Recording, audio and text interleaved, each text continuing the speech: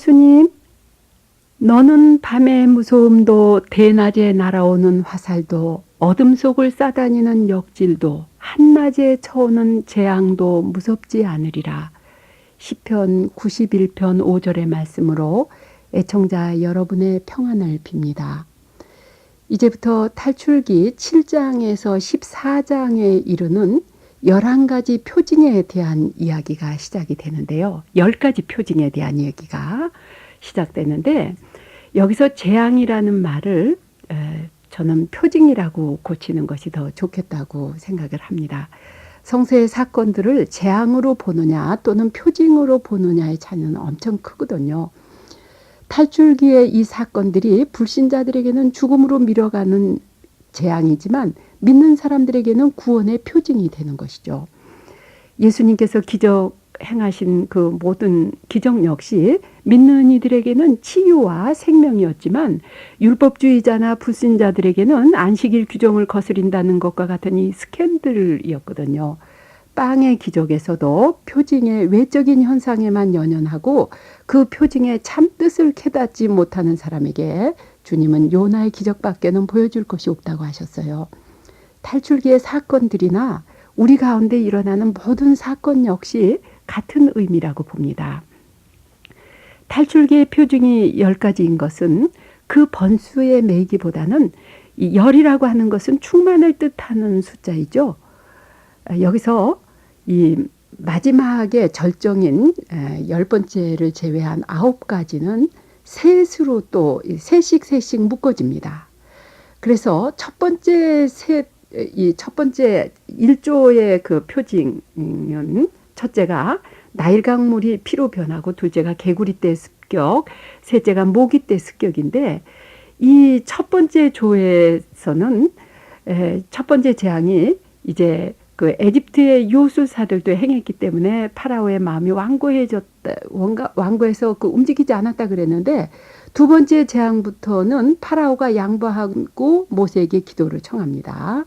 그리고 세 번째에서는 에집트 요술사들까지도 승복하면서 모세가 행한 표징이 하느님의 손가락이라고 이 파라오에게 진언을 하고 있어요.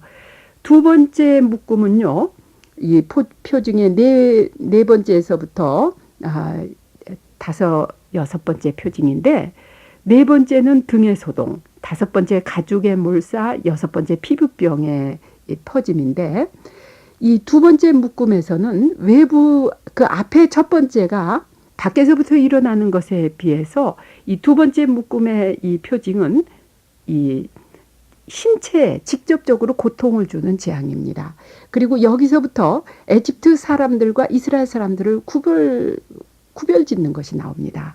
그리고 여섯 번째 재앙에서는 마술사들도 병에 걸려서 완전히 무력해지는 것입니다.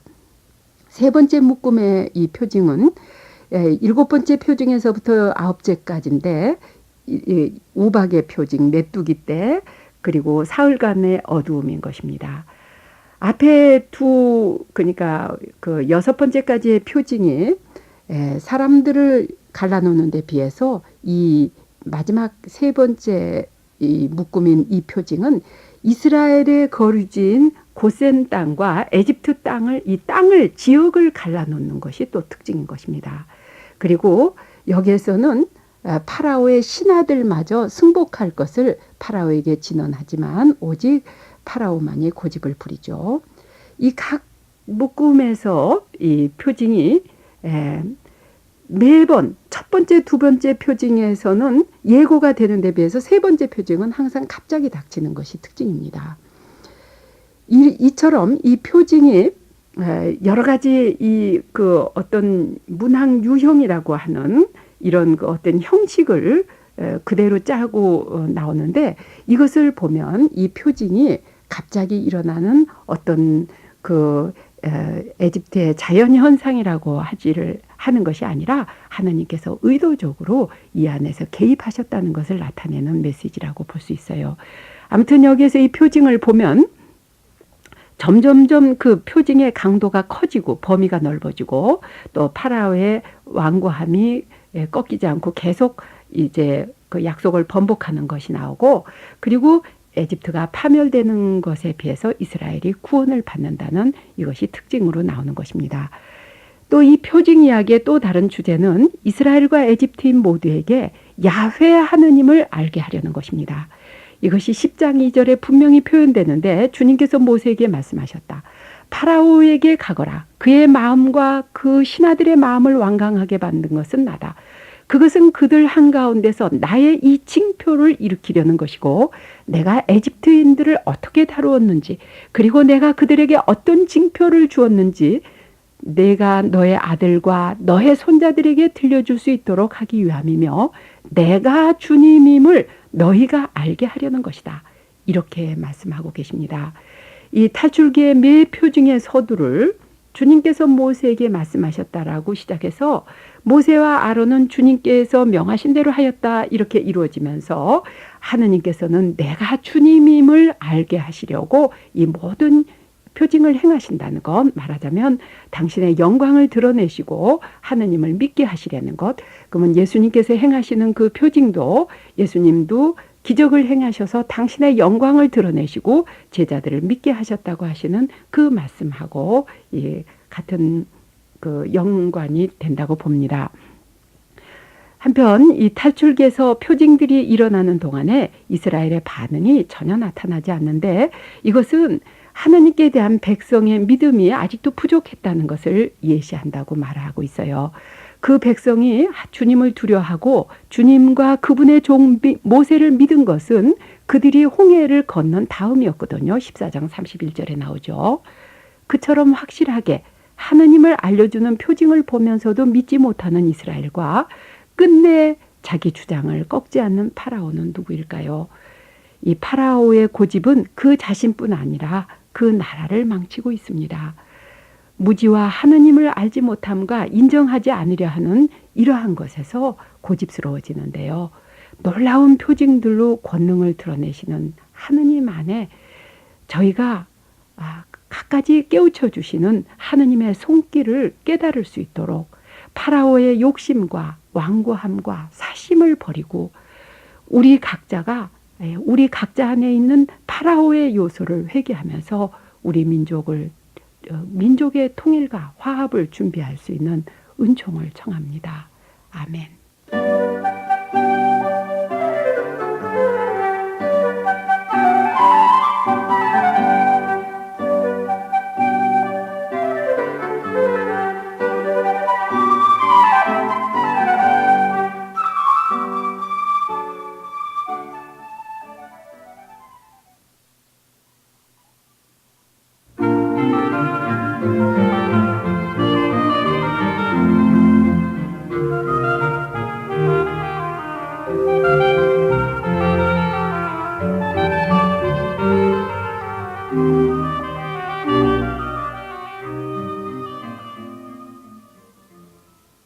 참 예수님, 야훼님 크시옴을 나는 분명하오니 모든 신들 위에 계신 우리의 주님, 주님은 모든 것을 당신 뜻대로 하늘이나 땅이나 바다에서나 깊은 물속 어디서나 이루시도다.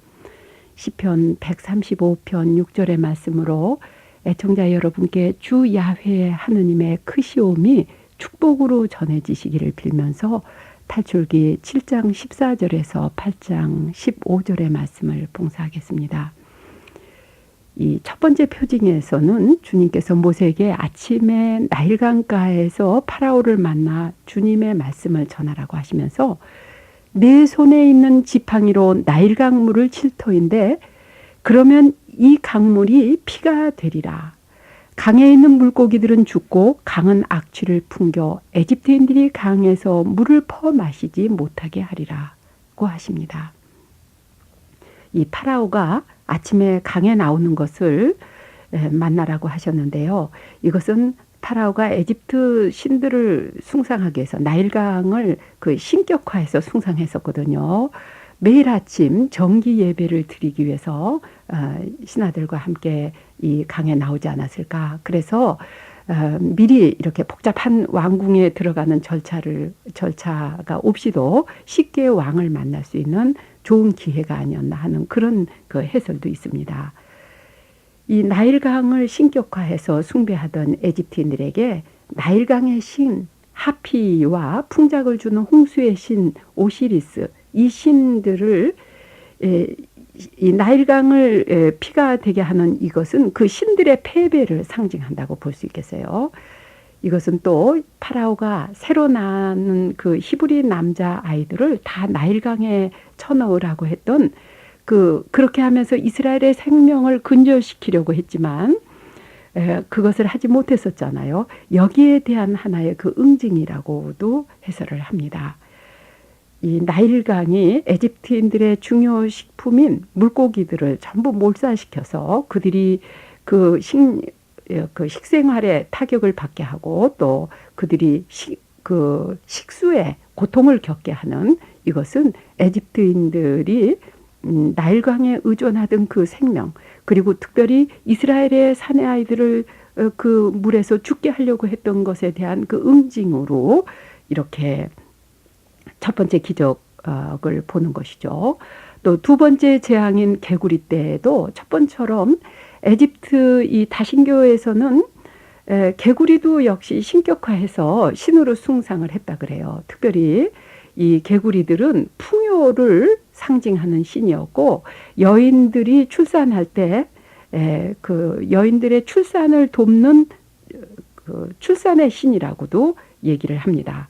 이것은 파라오가 히브리 산파들에게 히브리 여인들이 출산 때 사내 아이를 낳으면 죽이라고 했던 것에 대한 그 응징이라고도 얘기를 하고 있어요. 그러니까 에집트 사람들이 숭배하던 나일강이라든지 개구리라든지 이런 모든 것들이 에집트를 거스리고 있다는 것, 대적하고 있다는 것을 나타내고 있는 것이죠. 세 번째 재앙인 모기 때는 예고 없이 갑자기 닥치게 됩니다. 이때 에집트 마술사들은 완전히 손을 들고서 하느님의 손가락이 하신 일이라고 이 인간의 제어 능력을 초월한 초자연적인 현상이라는 것을 파라오에게 얘기하고 있어요. 이 하느님의 손가락이 하신 일, 하느님의 능력을 나타내는 것이죠. 그리고 이 모기떼들이 계속해서 사람들과 짐승들에게 달려들었다고 그랬는데, 이 모기떼들의 달려드는 이런 성가신 일들, 그러니까 두 번째까지, 첫 번째, 두 번째는 이제 밖에서 일어나는 그런 것인데, 물론 이제 개구리 떼도 사람을 괴롭힙니다만은 모기떼들이 직접 더 사람들을 아주 못살게 구는 것이죠. 그러니까 재앙이 점점 심도가 깊어지는 것을 여기서 볼 수가 있겠습니다. 이 에집트의 생명줄인 나일강물의 오염은 그 땅의 모든 생명체에 대한 위협이죠. 파라오 한 사람의 집권자와 그를 추종하는 정권의 잘못으로 물고기들이 떼죽음을 당하고 무고한 백성들이 큰 피해를 입게 되는 그러한 현상입니다. 이 강물의 재앙은 먼 나라 옛 이야기가 아니라 바로 우리네 이야기라는 것을 탈출기는 큰 소리로 경고하고 있습니다. 한강의 물이 마실 수 없이 부패해가고 물고기와 물새들이 사라진 지 오래이고, 한반도 곳곳의 생명의 수원지가 이 수원지로 주신 강물들이 썩어가는데, 관광도시의 아름다운 호수마저 메꾸어서 철새들이 몇 안 남은 안식처를 빼앗기고 그 자리에 돈 잘 벌리는 유락시설을 짓는다는 이 가슴 아픈 일들, 이러한 일들이 우리 땅에 이미 예고된 재앙의 시작이라는 것을 알려줍니다. 우리 땅에 재앙이 시작됐어요. 돈이라면 정신을 잃어버린 듯한 이 상도덕의 타락과 공장 폐수와 유해물질로 남몰래 강물에 독을 타놓으면서도 양심의 가책마저 없는 돈벌이가 우리 땅을 오염시키고 썩힐 뿐만이 아니라 우리 청소년들의 맑은 눈을 오염시켜서 우리 미래를 어둡게 하고 있는 것입니다. 우리 강물의 오염은 우리 양심의 오염이고 우리 사회의 오염이라는 것을 보여주고 있어요. 집에서 새는 바가지가 나가서도 샌다고, 이러한 우리 기업들과 국민의 오염된 생활 태도가 외국 여러 나라의 한국인에 대한 질시를 증가시켜 준다는 것을 우리는 알아야 할 때가 된 것입니다.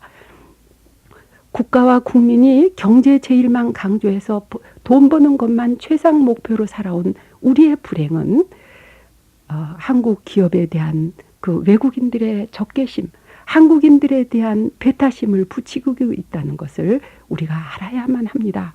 모두가 신경을 쓰는 국가 경제 위기는 어떤 기술 개발이나 판매 전략에 앞서서 그 생산 과정에서부터 오염되지 않는 맑은 물의 전기가 살아날 수 있도록 해야 되고, 우리 국민뿐 아니라 외국에 나가서까지도 그 나라 사람들의 복지를 위해서 우리가 일을 해야 되는, 양심적으로 이 물을 흐리지 말아야지 되는 것이죠.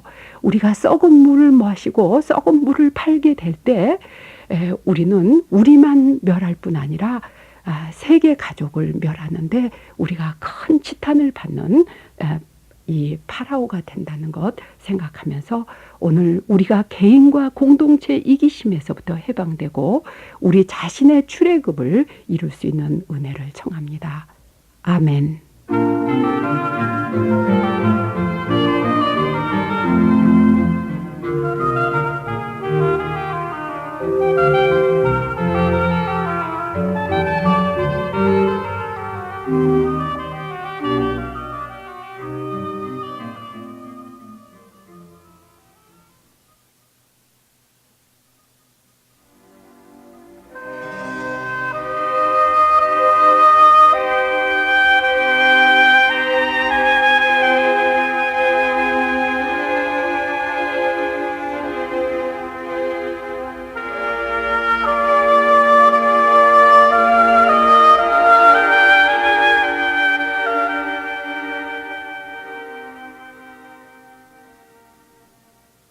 참미 예수님, 하얗게 부서져 내리는 폭포수가 무더위를 흩어주듯 모세를 통해서 에집트 땅을 부서뜨린 징표들로 주님께서 애청자 여러분을 만나주시기 빕니다. 이스라엘의 역사시로 오늘과 내일 계속하게 될 탈출기 7장에서 11장의 내용을 담은 시편 78편 43절에서 49절까지를 봉독하겠습니다. 그때 에집트에서 당신의 징표들을, 소만 평야에서 당신의 이적들을 행하셨을 때 그들의 강들을 피로 바꾸시어 저들이 그 시내에서 물을 마시지 못했도다. 저들에게 해충을 보내시자 저들을 뜯어먹고 개구리 떼를 보내시자 저들을 망하게 했도다. 저들의 수확을 메뚜기 떼에게, 저들의 소출을 누리 떼에게 내주셨도다. 우박으로 저들의 포도나무를, 서리로 그들의 무화과 나무를 죽이셨도다. 저들의 가축을 우박에, 저들의 양떼를 번개에 넘기셨도다.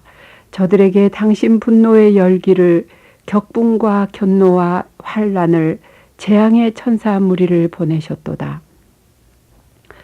이미 앞서 말씀드렸던 나일 강물의 오염, 또 개구리떼와 모기 소동으로 에집트의 요술사들도 하느님의 손가락이 하신 일을 고백했었는데요.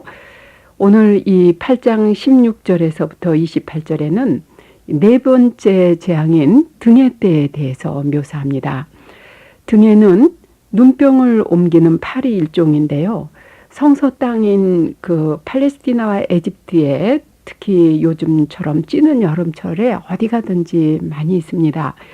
이 모세가 예고한 그때 거대한 등해떼, 그 수없이 많은 파리떼가 파라오 궁궐과 그 신하들의 집으로 날아들었다고 그랬는데, 이 에집트 온 나라의 땅이 등해 때문에 폐허가 되었다고 한데 비해서 이스라엘인들이 살고 있었던 고센 땅에는 이 등해떼가 없었다는 사실이 하느님의 특별 보호를 나타내는 기적이었어요. 그러자 이 8장 21절에서 24절에는 파라오가 모세와 아론을 불러서 말합니다. 가거라, 그러나 이 땅 안에서 너희 하느님께 제사를 드려라 하고 말하자 모세가 대답하였다. 그렇게 하는 것은 옳지 않습니다. 저희가 저희 하나님께 바치는 제물을 에집트인들이 역겨워하기 때문입니다.